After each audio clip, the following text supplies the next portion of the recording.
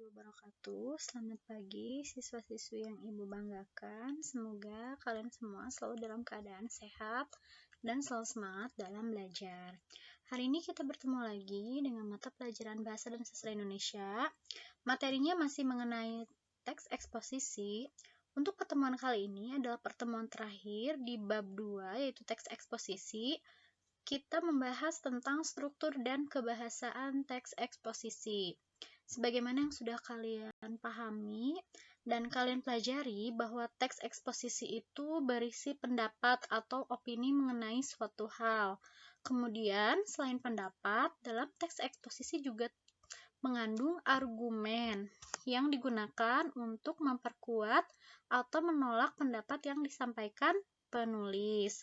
Kemudian memuat fakta, bersifat informatif, dan juga berisi rekomendasi tentang pendapat yang diutarakan. Nah, itu adalah ciri-ciri dari teks eksposisi yang sudah kalian pelajari. Kali ini kita menginjak pada materi struktur dan kebahasaan teks eksposisi. Kompetensi dasar yang akan kalian pelajari yaitu menganalisis struktur, isi, dan kebahasaan teks eksposisi yang didengar atau dibaca. Struktur teks eksposisi, sekarang kita bahas, terdiri atas tiga bagian. Yang pertama adalah tesis, yang kedua argumentasi, dan yang ketiga penegasan ulang. Tesis itu biasanya ada di pembuka, diawali dengan kalimat pendapat yang diutarakan mengenai hal yang akan disampaikan oleh penulis. Jadi, tesis itu berisi pendapat penulis secara pribadi terkait topik yang akan dibahasnya.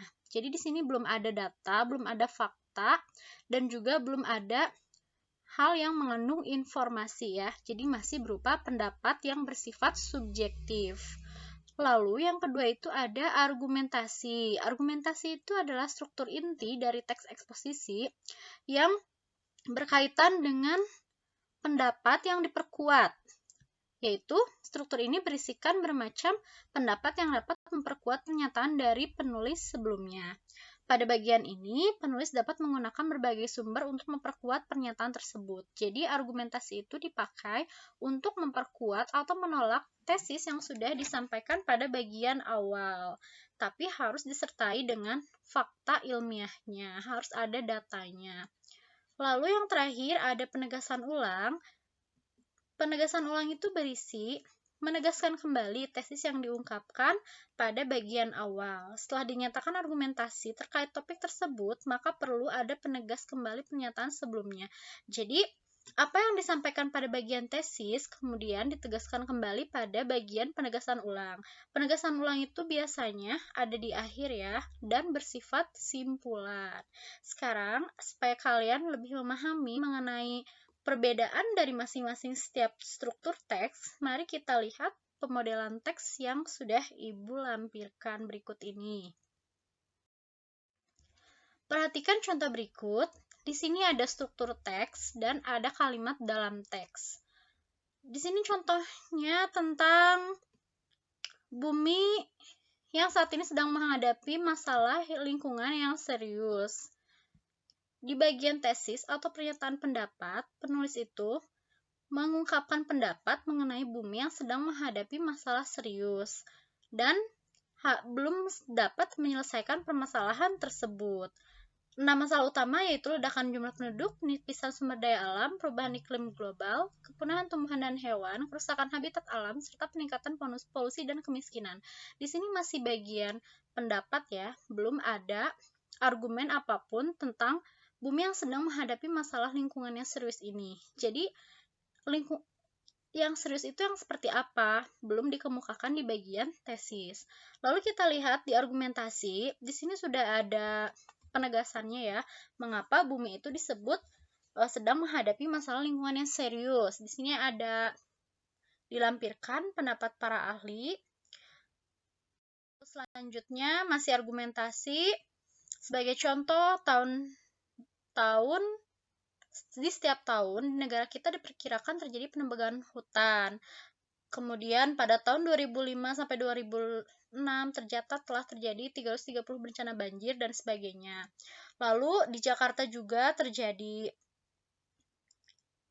pembangunan kota yang mengabaikan pelestarian lingkungan. Jadi itu adalah argumen yang mendukung pendapat mengenai masalah yang sedang dihadapi oleh bumi. Ini argumentasinya juga masih ada ya. Menurut tim ahli Pusat Penelitian dan Pengembangan Sumber Daya Air, penyebab utama banjir ialah pembangunan kota yang mengabaikan fungsi daerah resapan air dan tampungan air. Ini juga masih struktur argumentasi, jadi masih mendukung argumen yang disampaikan. Mendukung pendapat ya, tadi mengenai lingkungan yang serius. Lalu di penegasan ulang, masalah lingkungan di atas merupakan masalah serius yang harus segera diatasi. Nanti kalian lihat lagi di bagian tesis itu tadi pendapatnya mengenai masalah lingkungan yang belum bisa diatasi. Nah, di penegasan ulangnya juga harus berkaitan dengan tesis yang sudah disampaikan pada bagian awal. Bisa dipahami ya masing-masing strukturnya. Lalu ada kebahasaan dari teks eksposisi, ada kelas kata, afiksasi, dan jenis kalimat. Kalau kelas kata dan afiksasi mungkin kalian masih mengingat ya pada pertemuan lalu di bab 1 yaitu teks laporan hasil observasi, juga Ibu sudah menjelaskan mengenai kelas kata dan afiksasi. Dan pada bab 2 teks eksposisi juga ada ya kelas kata dan afiksasi. Mari kita ulang lagi. Kelas kata itu terbagi menjadi 3, yaitu kelas kata kerja, yaitu verba, kata benda atau nomina, kata sifat atau adjektiva.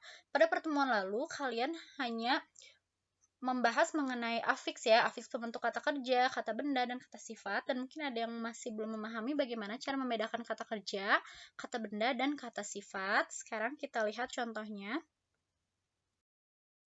Kata kerja atau verba bisa disangkal dengan negasi tidak. Contohnya, tidur. Tidak tidur. Nah, tidur itu berarti kata kerja. Kemudian yang kedua, membentuk konstruksi kata kerja ditambah kata sifat. Contohnya, tidur dengan nyenyak. Berarti tidur bisa kita terima sebagai kata kerja ya.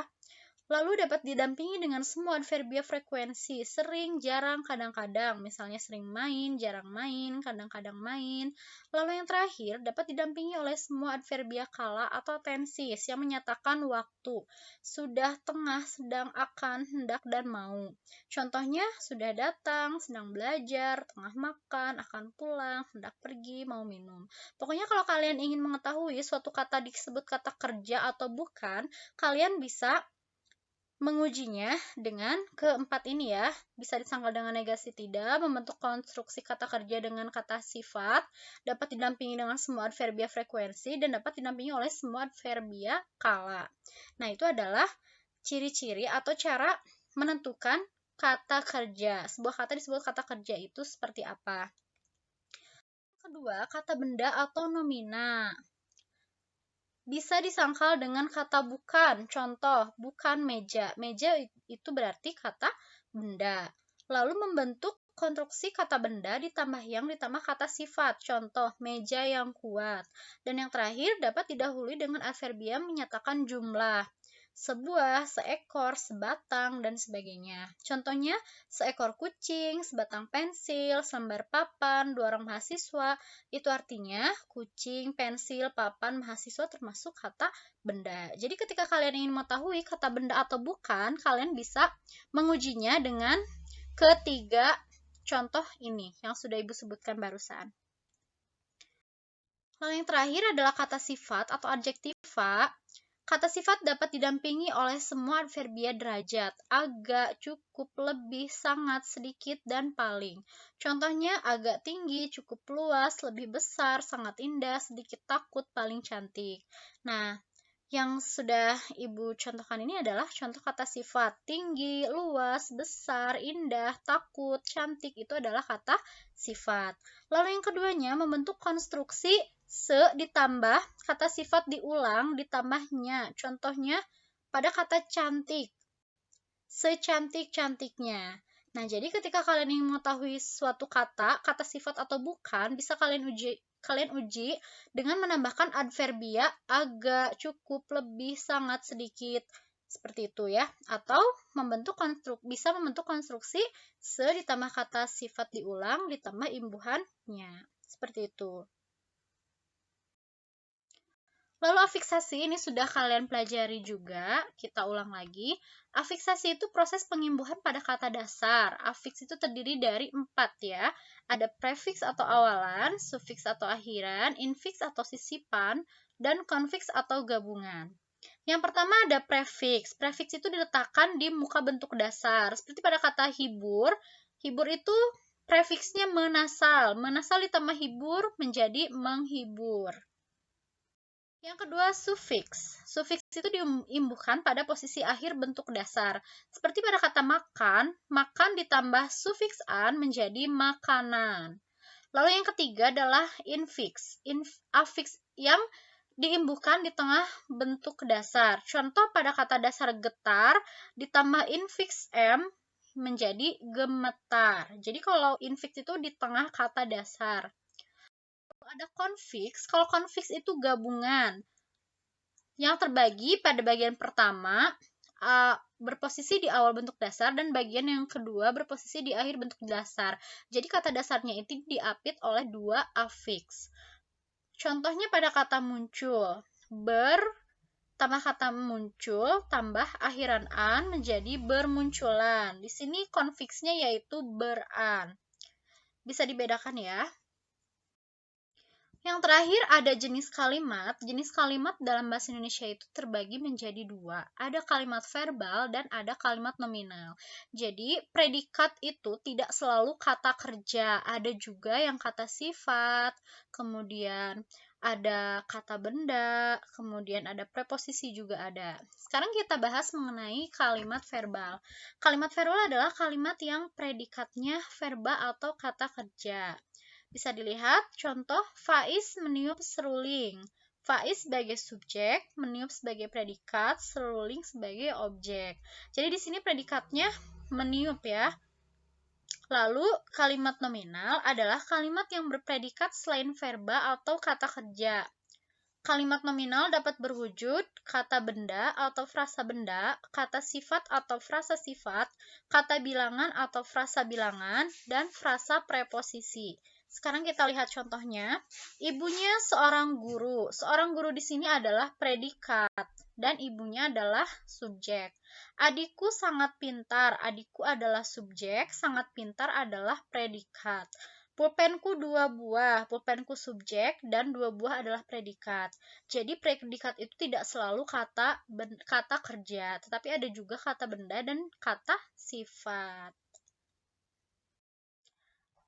Jenis kalimat verbal ada kalimat aktif transitif, kalimat dwitransitif, kalimat semitransitif, kalimat aktif intransitif. Lalu ada juga kalimat pasif. Sekarang kita lihat perbedaannya apa.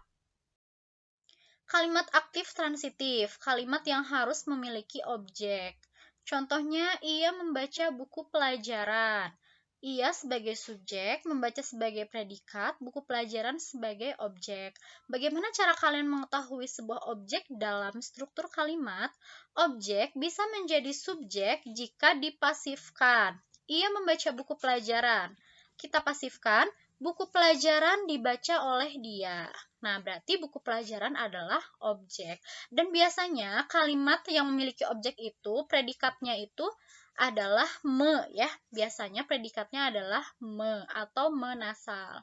Lalu yang kedua, kalimat dwitransitif, kalimat yang membutuhkan objek dan pelengkap. Contoh, ibu menjahitkan adik saya baju baru.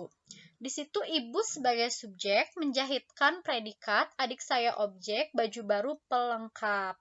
Nah, di sini objeknya itu bisa dipindah ya menjadi subjek jika dipasifkan. Adik saya dijahitkan oleh ibu sebuah baju baru. Nah, berarti adik saya adalah objek. Lalu yang ketiga, kalimat semitransitif. Kalimat yang boleh diikuti objek, boleh juga tidak. Contoh, adik menulis, adik subjek, menulis predikat. Lalu, kalau ditambah objek, adik menulis cerita. Tapi tidak ditambahkan cerita pun tidak apa-apa, karena ini namanya semitransitif, bisa ada objek, bisa juga tidak. Lalu yang keempat, kalimat aktif intransitif, kalimat yang tidak menggunakan objek.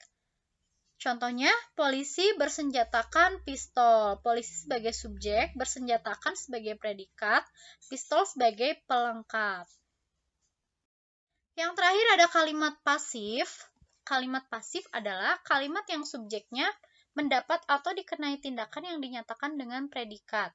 Predikat dalam kalimat pasif dibubuhi dengan imbuhan di, kean, dan ter. Contohnya, wayang kulit dimainkan oleh dalang. Kemudian, buronan narkoba tertangkap oleh polisi kemarin sore. Wayang kulit sebagai subjek dimainkan sebagai predikat oleh dalang sebagai objek. Pokoknya kalian lihat bentuk predikatnya itu imbuhannya apa. Kalau imbuhannya di, berarti itu adalah kalimat pasif. Lalu yang kedua, buronan narkoba tertangkap oleh polisi kemarin sore. Buronan narkoba sebagai subjek tertangkap sebagai predikat oleh polisi objek kemarin sore keterangan. Di situ predikatnya imbuhannya ter. Terima kasih sudah mendengarkan penjelasan dari Ibu. Semoga kalian bisa memahami materi dengan baik. Jika ada pertanyaan, boleh kalian japri Ibu. Untuk tugasnya sudah Ibu lampirkan dalam bentuk lembar kerja peserta didik. Ya, selamat belajar. Semoga Anda semua sehat selalu. Wassalamualaikum warahmatullahi wabarakatuh.